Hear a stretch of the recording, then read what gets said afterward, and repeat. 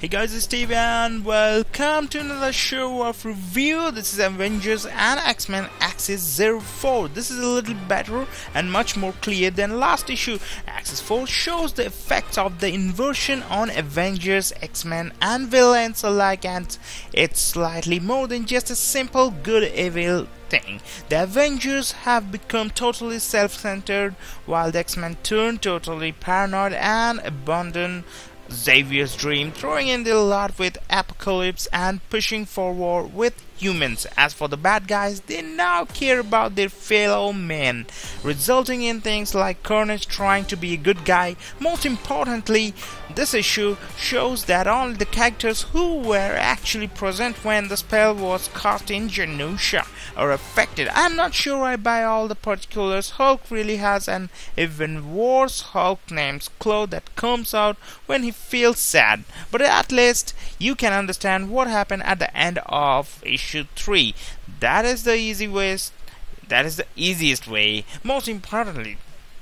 And yet, seeing as this is just the first part of the middle act of Axis, so we have another chance to explore it more and more.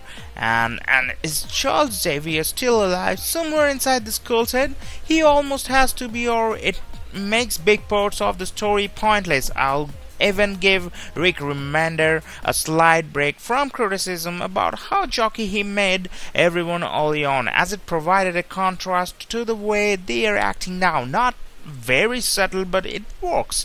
He also gets props for naming the story Altered Beast. I'll assume he was a Sega fan in his youth. Oh, and X-Men fans, you have less to complain about now that both teams of heroes are acting like jerks. Onward we go. Spoilers post this point. Something's not right with our heroes. The Avengers have the Red Skull in custody, but when S.H.I.E.L.D. asks to watch over him, instead Captain America makes it clear he's not taking orders from anyone. Sam actually punctuates that point by punching Nick Fury Jr. before they leave, which is just rude.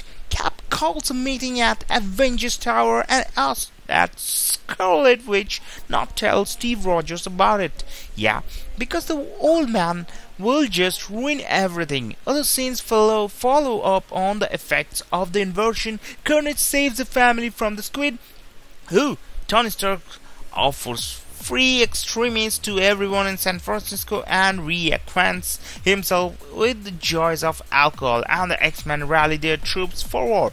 At Avengers Tower, the inverted members of the team come up with a plan on how to deal with the Red Skull. They will simply kill him in order to keep the X-Men from getting what they want, though they will double down on the diverseness by telling the mutants it's being done as payback for them. Got that? Poor Jervis makes the mistake of pointing out that the Avengers are not killers and gets a hex bolt to the face for his trouble. Hulk, who wasn't outwardly affected by the inversion, I guess, gets smacked around for sticking up for him, turning him into KLUH, no longer concerned with little details like rampaging KLUH hurting innocents, something he already announced he was going to do. The Avengers push on with their plan, only there's a big problem as the Red Skull is gone.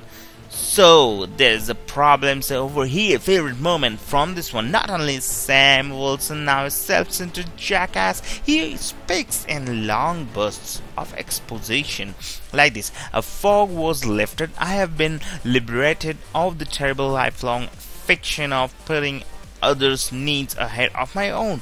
Hulk should have smacked him upside the head just for talking like that. Final thought: can you imagine if the inversion spell would have covered the whole wall? That would have been a mess. I like what Remender did here by limiting the scope, even though it smacks a little of Event Comics convenience. Also, Laniel, you is an awesome artist, but he sure draws some wrinkly lips. So over that, we can go to another kind of Undeadpool's creator on November 5. He has given the review like this: the good last issue represented an inversion of a few different sorts. That was right. So the most obvious being the spell Scarlet Witch and Doctor Doom cast to restore Red Skull to his original form, but in addition it was villain versus villains to end Red Onslaught's thread before it consumed the earth. Everything seemed to go off without a hitch, but everyone was acting, let's say, disgruntled, by the end. This issue picks up 2 weeks later, and Remender very quickly establishes that everything is not as it should be. The X-Men make a shocking revelation. The newly minted Captain America turns his back along with the rest of the Avengers on S.H.I.E.L.D. and general chaos breaks out. We even get an interlude checking in on Carnage that will make a lot more sense if you have read his tie-in. The bad things, the characters act just fine within their own motivations, but there's a certain disconnect in their interactions with one another, from Hulk reverting back to his monosyllabic speaking, which could be a result of the inversion spell in spite of Dr. Green's presence being acknowledged in the book. That's a cool thing. So, to the X-Men's reveal that it arrives with absolutely zero fanfare, the return has always come with global events, including the recruitment for Horsemen, but this time he's literally just standing behind a curtain they unveil in the same manner as a game show prize. We also see the return of a very specific Hulk villain, but in a completely different form from an entirely different source. That's the thing.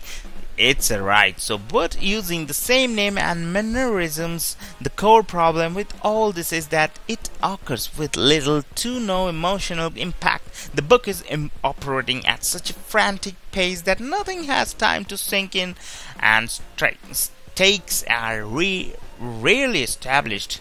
So that's the thing, and I have enjoyed this issue. It's been a really fun, so thanks for watching. If you guys like it, just go to the stall and buy it, and subscribe for more amazing review and videos of action kind of comics. So thank you guys, hope you guys rocks, yo!